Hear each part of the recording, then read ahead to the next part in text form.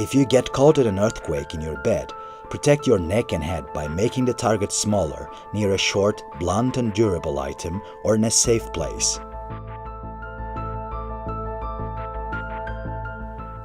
If you get caught in an earthquake in your bed, take fetal position near a short, blunt and durable item to the extent of your ability.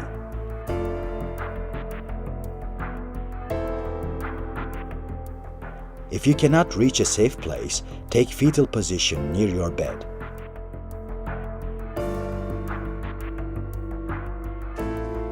If you get caught in an earthquake in your bed and if you cannot move your body,